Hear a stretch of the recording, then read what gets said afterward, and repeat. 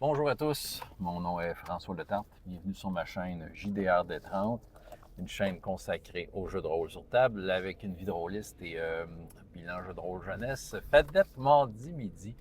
Écoute, un feel-good game. Voilà, c'est ça, c'était de l'agréable défi de donjon comme on l'aime. Le groupe essaie de récupérer des miroirs qui créent des clones et il y a tout plein de ces miroirs-là. C'est un peu ça qui est écrit dans le One Page Dungeon.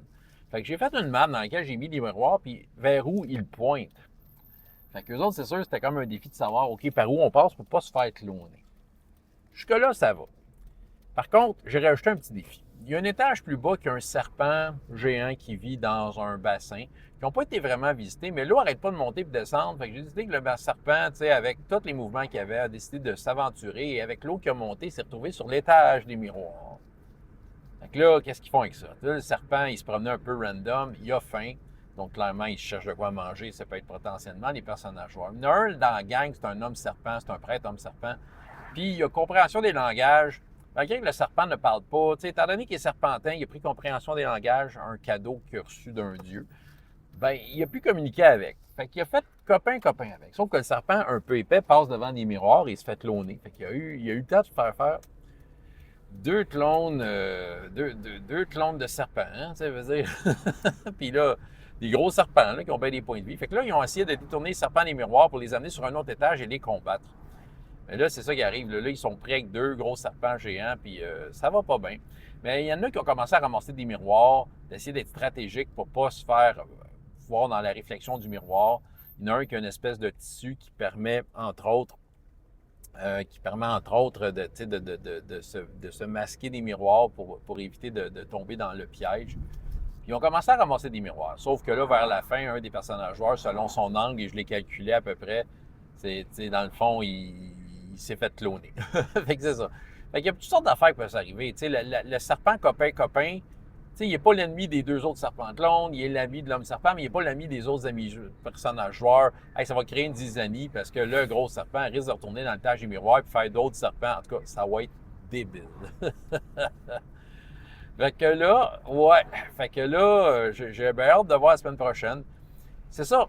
On va vous dire ce qui rend ça agréable. Et c'est toujours ça qui est un peu difficile avec des groupes de même, parascolaires, tout ça. Des fois, il faut comme, surtout quand ils commencent, il faut comme tu leur mettes dans la bouche, ben voici la mission. Il faut vous intéresser à la mission, aller sauver la princesse. Puis, la quantité de fois, ils vont s'en foutre de la princesse, là, parce qu'ils vont comme tourner en rond, puis se faire des micro-défis, genre aller voler à la bourse de quelqu'un random, c'est ça. Mais là, ils sont tous autour d'un projet. Ils veulent, ces miroirs-là, parce qu'ils savent faire de l'argent, ils peuvent assurer une retraite paisible pour leur personnage. Fait que ça, c'est intéressant. Ça, c'est intéressant. Ils ont comme la motivation, ça vient d'eux autres. Je pense qu'en fait, ce groupe-là, c'est la première fois qu'il y a vraiment une motivation, que c'est pas seulement un danger qui leur pèse dessus, qu'ils doivent régler, mais c'est plutôt, OK, on veut ces miroirs-là.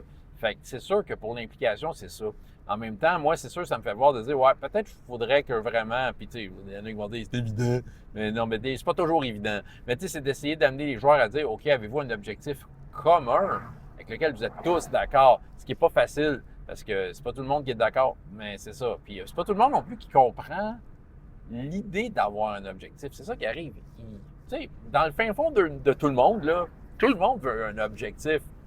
C'est juste que dans ces jeux-là, on dirait que les gens ne le voient pas, que c'est ça qui motive ton personnage à dire OK, hey, go, on le fait.